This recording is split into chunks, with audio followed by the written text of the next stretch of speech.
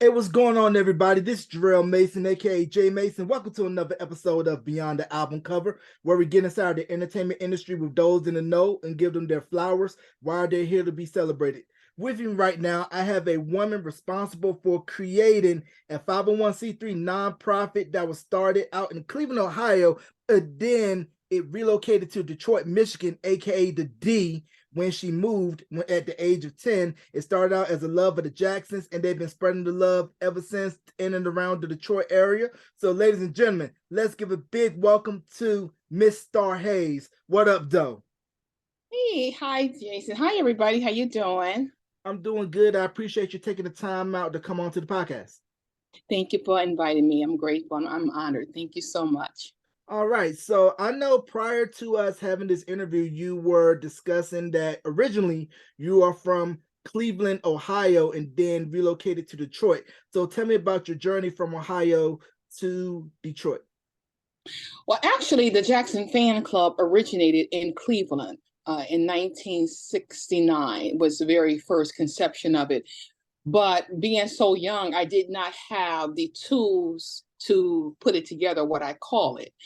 And so my parents separated, and of course, we moved to Detroit. And I got a copy of a Right On magazine. And first time I heard the word fan club, because the Right On magazine had a fan club at that time. And so that kind of stuck with me, and I created the Jackson Fan Club. So the Jackson Dow production came later on as a gift to Michael Jackson. Okay, so being a part of the fan club, was it where you had to cut that little snippet out of the magazine, send your little fee in, and you got your buttons or whatever memorabilia that they were selling or giving out to fans? Yeah, that was Right On magazine. However, I did not join that magazine at that particular time because I didn't have any money, and your parents don't think that's a priority. So I just created my own fan club. So now with you creating your own fan club, was it where you were gathering local kids in your neighborhood and you all shared the love for the Jacksons and were going around having listening parties to the various vinyls, or whenever they would come to town, you all would scrape up some money and beg the parents to take you guys to the concert? More or less, we had birthday celebrations for them. Um, we're like 10, 11 years old. We had parties, meetings, and things of that nature. And we, spent a lot of time talking about, we're going to marry Michael, Marlon, Tito, Jackie, Jermaine. The concerts came, of course, when I got a little older at 11. I was fortunate enough to go to the Ohio State Fair and meet the Jackson Five. So what was that like for you first meeting the Jacksons? Well, it was exciting. It was overwhelming. It was fearful. My mom was driving to Ohio State Fair and she was running late, and I just had a total meltdown in the car. And I said, I just cannot miss Michael Jackson. And we got to the concert. The concert was they were singing "I'm Going Back to Indiana," and I walked right into Mr. Joseph Jackson. And I introduced myself. I said, hi, my name is Starr Hayes, and I am 10 years old, and I'm going to marry Michael. And he thought that was so funny. And he said, oh, really? I said, yes. And then he said, would you like to meet Michael? I said, okay. And so that's how that reunion started. And we made arrangements for us to meet with the Jacksons at the Sheraton Hotel after the concert. And of course, we're all excited and excited. It was me and my cousin and my little sister at that particular time with that meeting in Cleveland. And it was wonderful. I got a chance to shake all the hands until Michael came on. Then I had a complete meltdown. Yeah, so was it like he just had that aura, kind of like in the Chappelle Show sketch with Rick James, where he just had that glow and you just couldn't get the words out because he was just radiating? It was all of that. And after, pictures of him everywhere, imaginary conversations I've had, dozens of times. And, he just up the stage. He's wonderful. He's amazing. He was short. And I just could not all of a sudden I just couldn't speak. I couldn't talk. I mean, I went into a complete like breakdown. And my mother goes, "What is wrong with you? That's what you talking about." I go, but I can't take it. And he just looked at me and he just said, "Okay." He went back in his room. And it was, Mr. Jackson was laughing, and the rest of the guys were kind of looking at me, and I'm just like, "I can't breathe." She said, "You can't breathe." Man, that So was that was my first meeting. wow. So talk about how in real time it was growing up as a kid when the Jackson 5 was at their height, because they were one of the first acts to really set the stage for what was to later come for future pop and R&B acts, New Edition, New Kids on the Block, Boyz II Men, Backstreet Boys, NSYNC, and it kind of all started with them. What an amazing journey. And to think I started so young and I had the opportunity to witness a lot of that greatness over the years. I got a chance to go to numerous concerts around the world. So that's been an exciting journey to watch them grow into the great entertainers they still are right today. I have nothing but admiration for them and their journey. And it always has not always been pleasant, but they maintained their dignity and they got through the obstacles. And I'm proud of them and honored by them. And I just love them to death. And I just look forward to more great things from the Jacksons and, of course, their children and grandchildren. Right. Definitely the family that changed the face of pop music forever. And it all started at 2300 Jackson Street out in Gary, Indiana. Yes. Right. And for those of you that don't know, Gary, Indiana also had some big musical acts come out of there. You have the Powell siblings, you have Denise Williams, rapper Freddie Gibbs out of Gary, Indiana. And if you've been to Gary, you know that you got to make a way out of no way somehow, because if not, those streets was going to come knocking for you. It still is pretty rough in Gary, Indiana. Yep. And as we saw in the Jacksons miniseries and the Janet documentary, and how Mr. Jackson pretty much saw a vision to get his family out of that situation and said, "You guys are going to lead the way, get us out."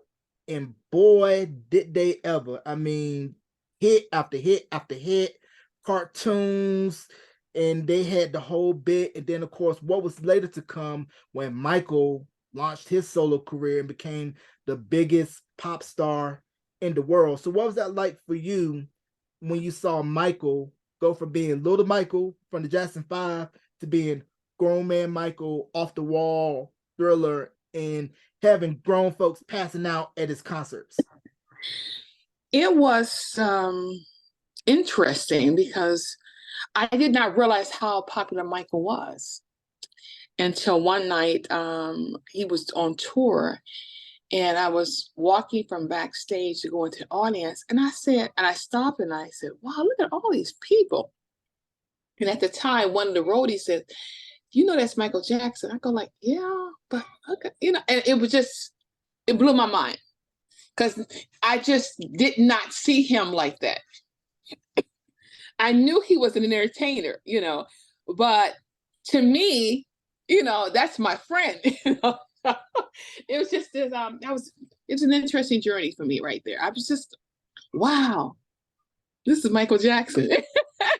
Yeah, I mean, everybody was for it, because Off the Wall, to me, set the stage for what was later to come with Thriller, because with Thriller, Michael was clearly focusing on, "I want the pop audience," because Off the Wall didn't really receive the pop accolades that he felt it should have gotten. So he ended up hooking up once again with Quincy Jones, the late Rod Temperton from Heat Wave, and created a masterpiece of an album that is still standing the test of time some 40 years later. That is amazing. He's just a very, very talented man. There's just no way around it. He is extraordinary in his vision, his depths of his songs, his feelings, emotions, heart. What a wonderful, amazing man. Right. And the rest of the brothers, I mean, they weren't no slouches either. Marlon, had his solo album and did his thing. Jermaine, don't sleep on Jermaine stuff. Jermaine had hits, and of course, Jackie his own thing, Randy with Randy and the Gypsies, underrated album. Then of course, what was later to come out of the family when baby sister Janet said, "Hey, let me get in on the action." True, very, very true. Jermaine is a great entertainer, and I love his music. I love his music, and I remember once he debuted a song, Two Ships in the Ocean, and we were having a fan club kind of open up for him to kind of see the video together. And my grandmother was sitting there. And he's like rolling around in this in the sand, and we're like, girls. And my grandmother, like, she said, wow, I'd like to meet him. Really, Grandma? Really? Jermaine had such great sex appeal and he's so charismatic. Jermaine Jackson is just, he really is. He's an extraordinary man. Right. I missed him being in a group. I mean, he brings some different energy.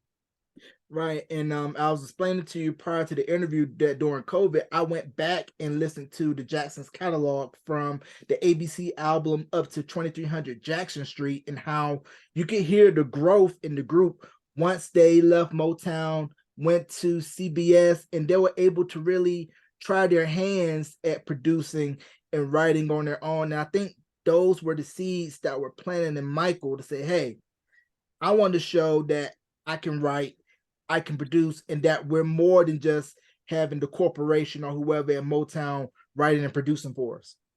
That is correct. I think that he had a vision, and he knew that it was limited with Motown, and he no longer wanted to be identified, the teeny pop music. He wanted to. He was growing up, and so the music changed. But one thing I love about the Jackson's music is if Jackson's music speaks about love and peace and unity. If you listen to their album, it's all about those three, and that is so phenomenal, as opposed to what you may hear on the radio today. And Right. it stood the test of time. Can You Feel It is always one of my absolutely favorite songs. That Jackie and Michael wrote. Mm-hmm.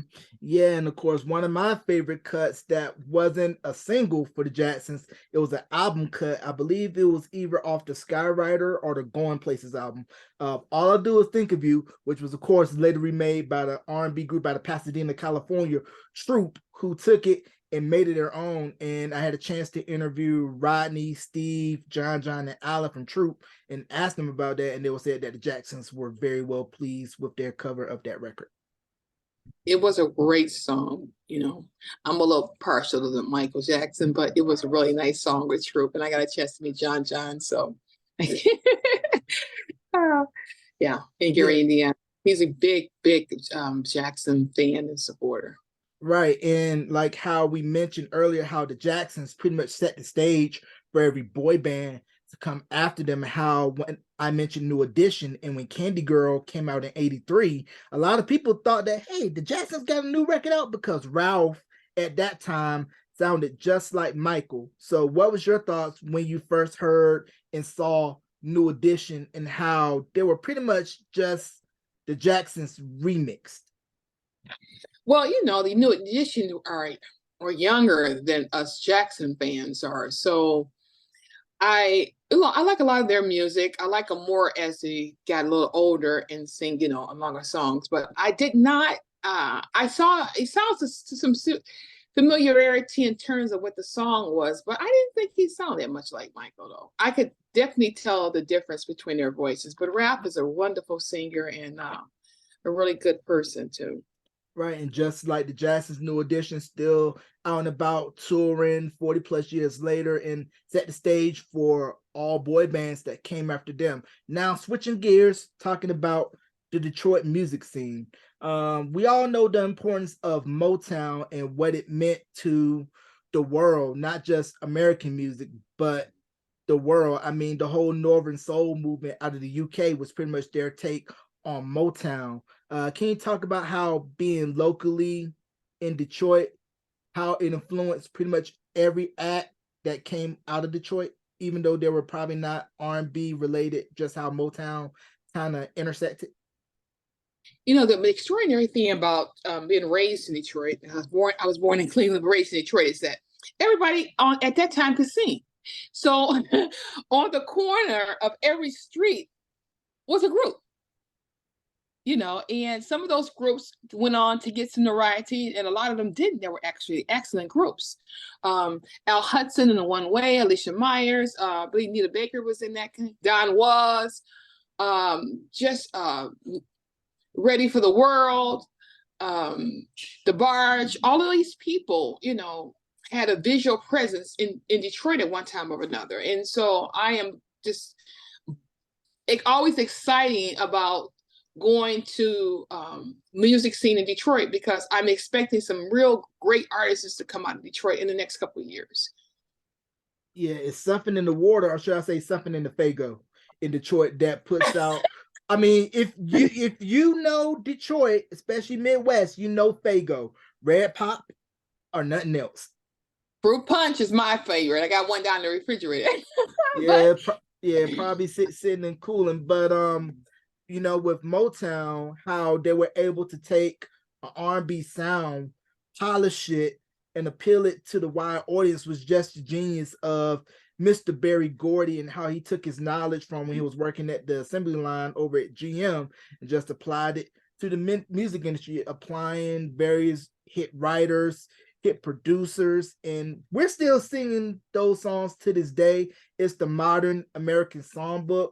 And a couple of years ago, my wife and I, we went to Salt Lake City to catch Motown the musical, and we were leaving the venue, and I saw this elderly African-American gentleman talking to some people who were attending the show, and I looked out the corner of my eye, and it turned out to be Lamont Dozier of Holland Dozier Holland. Really? Yes, ma'am. One of the best songwriters in the world. Yes, ma'am. I was told my, I'm like, that's, I don't know. She would look at me like, I don't know who he is. So I knew who he was because I studied album credits and liner notes. So I got a chance to talk with him, take a picture with him, and just have a brief conversation, about, his time writing at Motown, and asked him, hey, were you guys kind of paying attention to what Stax was doing? And he was like, no, we were just tunnel vision, just focusing on what we were doing in Motown. And, that was experience that I always treasure, especially now since he's transitioned. So rest in peace, Mr. Lamont Dozier. Now, another group that is influential in gospel music. Well, there's a few acts that's influential in gospel music that hails from Detroit, but we're going to go in a line. So we're going to talk about the Winans first, then we're going to go Clark Sisters, and follow that up with Commission. So Winans, Clark Sisters, and Commission. And can we talk about how influential that Detroit gospel music scene is to the world of contemporary gospel? Detroit is probably the gospel capital of the world. I mean, those are just three people right there, but you have Donnie McClurkin got his start in Detroit too, with the Winans. And so it's just amazing to be here to see all of that talent and to visit those churches, and you know that you're going to get that old-fashioned, soul-stirring music, and you're going to get opportunity to meet these wonderful people that actually live those principles, and that's really wonderful. I love it. I love going home, experiencing that, because you're never going to know who's going to be at what church. Oh, so it's almost kind of like Cleveland spent a lot of time in Detroit too. Wow. But Aretha Franklin and her father, C.L. Franklin, you got to go all the way back, because they kind of opened that whole arena for the gospel in Detroit. Mm-hmm. Reverend C.L. Franklin. Mm-hmm. Yes, he definitely did. And we'll be remiss if we did not mention the Queen of Soul and how the Amazing Grace album still being played, still being sold. If you have not seen the documentary about Amazing Grace, I definitely recommend you check that out, and how, like you said, Aretha and her father, Reverend C.L. Franklin, opened the floodgates for what was to later come in the Detroit gospel music scene. And, for me, I want to touch on Commission real briefly. I got on them late because I kept hearing all the time growing up from 90s R&B groups like Jodeci, Intro, Shy, how influential Commission was, Boyz II Men. And when I went back and listened to their catalog, I was like, oh, so this is where this group got their sound from. this is how influential they were. And I'm glad to see everybody outside of gospel recognizing the influence of commission and how they're still touring, still putting out music. And of course, everything that Fred Hammond has done in his solo career, which is amazing in itself. Now I want to From transition. Detroit. Fred Hammond is from Detroit. Yes, he is. Yes, he is. Now I want to transition to a local TV show based out of Detroit, and this was back during the era where a lot of regions of the country had their localized dance show. But this show was very influential to Detroit. Can we talk about the scene and its Oh, influence? the theme was the local dance show. And one of the things that was great, I think Michael Jackson had an opportunity watching it. He says to me, Detroit has the best dancers in the world. And I said, interesting. Because I'm at that being in Detroit, normally I knew how to dance. So when he said that, I go like, wow, okay. So that was a compliment. I never got the chance to be on the scene. I don't know why. I can't remember why, some reason, but I did watch it regularly, and I did appreciate the quality of the show and the dancers. Mr. Morris was always on point. Right. Yeah. So from the clips that I saw on YouTube, it was like Detroit's own Soul Train, but tailored to Detroit because you had records that were only known to Detroit. I mean, it wasn't until a couple of years after its debut that Cybertron's Clear broke nationally, and how that record set the stage for what was to later become known as Ghetto Tech. And if you have not seen the documentary God Give Them Drum Machines, do so. It talks about the history of Ghetto Tech in Detroit and how that scene later intersected with the Detroit hip hop scene and all the rappers that came out of Detroit. Yes, yes, that's people always talk about Eminem, but there are other very talented rappers that come out of Detroit as well. Right. And then the New York Times, they just released a documentary a couple of months ago about the life and times of the late great Jay Dilla, rest in peace, Jay Dilla, and how his production work influenced numerous producers within music, especially Kanye and a lot of the rappers that came out of that scene, and how, he was just an integral part of hip hop that really was about to break. Of course, he had success with the the collective with himself, Q-Tip, Raphael Sadiq, and of course on production with Slum Village. He did Don't Know What You Got Till It's Gone for Janet Jackson. And then of course his life was cut short based on health. But still you talk about his name today, his work, and rest in peace, Jay Dilla. Now I want to talk about now with Detroit, especially on the food tip. So we're gonna switch from music to food really quick. Where's the best spot to get a coney? Let's see, downtown on Lafayette Street, the original Coney Island. I mean, you can get a Coney Island anywhere in Detroit, but the original one, downtown Detroit, it's two brothers who started the Coney Island, of course, and they're right around the corner from one another, and they have the best hot dogs, at that particular time. So yes, but Detroit has some amazing restaurants. So if you're a foodie, look it up, and also hit up Buddy's for that square Detroit pizza. I said it, Buddy's or any other spot in Detroit where they sell the square pizza, hit them up. You won't be disappointed. Now back to the music. We are talking about how Ready for the World came out of Michigan from Flint, and how if it wasn't for this radio personality, we would not have heard of this group. Can we talk about the importance of the electrifying mojo in Detroit? Amazing. If it wasn't for Mojo, we wouldn't know who Elton John was, because he crossed the barriers. He played all type of music, that he felt was good music. And that's one of the things I appreciate about Mojo, because he did embrace all different types of music. And so, his show was electrifying. And was he primarily on WJLB, or was he on another station prior to JLB? From my recollection, just WGLB. I don't know if he's on WCHB. I don't believe he was. I think he started on WGLB. Okay. Yeah, and WJLB, important pioneering radio station in Detroit, and how you knew you were big time if you had a record play on that station.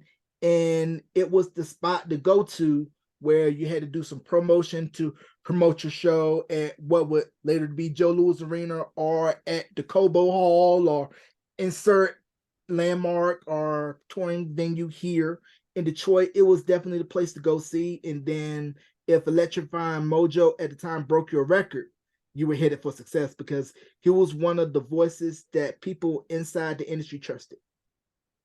Yes, Anita Baker, Alicia Myers, Al Hudson in One Way, just introducing all those groups to the general public was amazing. And those are all local groups that went on to nationwide fame, especially Anita Baker. And she's and out. Ready for the World. Yeah, and Anita Baker's out touring, celebrating her songstress album, and of course, Ready for the World. Their impact still being felt in the music industry. I want to talk about how did the fan club go into the nonprofit sector? Well, Jackson Dow Production was created in 1981 as a birthday gift from Michael. Now, Michael Jackson, as you know, got a very rich man, and every trinket and every toy that he wants, he can buy or somebody gives it to him. So my idea, what can I give him that would be something that's I can be a part of, that I love to do and he loved to do? And then come the conception of Jackson Dow Productions. Well, a children's charity, a woman's charity. And that's the formation of that. From Jackson Dow Production, we have a program called the Black and Brown Girls. And that is dressing Black and Brown girls who have been physically, mentally, sexually abused, or trafficked. We provide supportive services for those young girls. And that's very important because our girls of color don't receive the same type of recognition and support system that other young girls get. We want to combat and eliminate the prostitution, substance abuse, suicide, failure, incarceration for these young girls. And that's very important. And then we have our Heart to Heart program, which we work with children and families of autism. So we do field trips with that family, letting them know that they're not alone and that there are other resources and things are available, and support system available for them. And that's our Heart to Heart program. And then we have, of course, the fan club, which is a Jackson fan club, which is going into its 55th year, August the 29th. Wow, that is amazing with the great work that you're doing in out of the community. And where can people go to learn more about the nonprofit sections, and where can they make a donation if possible? You can go to our website, which is www.jacksondowproduction.com. And we are looking for donations for our program. As you may know, the Jacksons are coming to Detroit September 8th. And we're having a program at an elementary school with brown and Black girls who fall into those categories I just mentioned. And so we are seeking donations and support to purchase pajamas, food, hygiene kits, gift bags for those young girls, and certificates. So we gladly welcome any donations. If we have a cash app, we are a 501c3. So we do send you a thank you letter, and that that if you want to file on your taxes, that's fine, But again, it's www.Jackson Dow Production. And Jackson is JacksonDollProduction.com.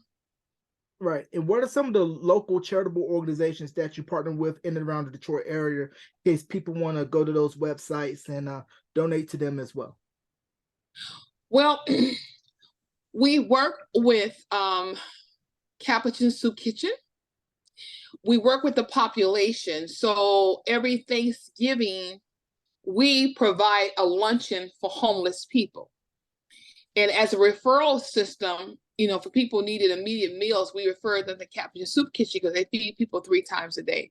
And we don't have the resources or the space to do that. So that would be my biggest recommendation if anybody wanted to contribute to them, because that's very important that, you know, you be able to feed people that are in dire situations and transitioning situations. It's definitely important to give back. And, you know, that's one of the things about Michael and the whole Jackson family. They were givers, because you always saw Michael going around and speaking with children that were sick, going in hospitals, and going out of his way to really be gracious and kind to those who need it when society looks down or looks the other way. And that's the one thing that I always loved about Michael, was that he was a gentle, generous soul. Very, very generous, very, very, very generous. In fact, he sent us autographed pictures and CDs of him. Wow. So we have those in our possessions. We do have some that we're selling because we have so many autographed pictures of Michael Jackson's and CDs. So we do have some that are up for sale. Anyone interested can call me at 313-663-6090. And we use those revenues to fund our program. All right. Yeah. So folks, go to those websites, feel led to give, and, you know, be a blessing to somebody, because, you know, you never know whose dollars you give, who they will help. Very true, Jace. Very, very true. And we're grateful and we're thankful for any and all donations as well. And once again, like she stated, it's 501c3, so you can file it on your income tax. And once again, be a blessing to somebody. And before we conclude this interview today, Ms. Hayes, do you have any shout outs you want to give? Shout out to Jackson Dow Production, my team. Shout out to the Jacksons, and most of all, shout out to Marlon, because Marlon is recovered and he's back on tour. You know, and to my brother-in-law, Rayshawn, for hooking us up together. And I thank each and one of the participants that took the time out to listen to me. And for those of you of interest, we are accepting members at this particular time. The Jacksons are coming to Detroit September the 8th, and we're excited about that.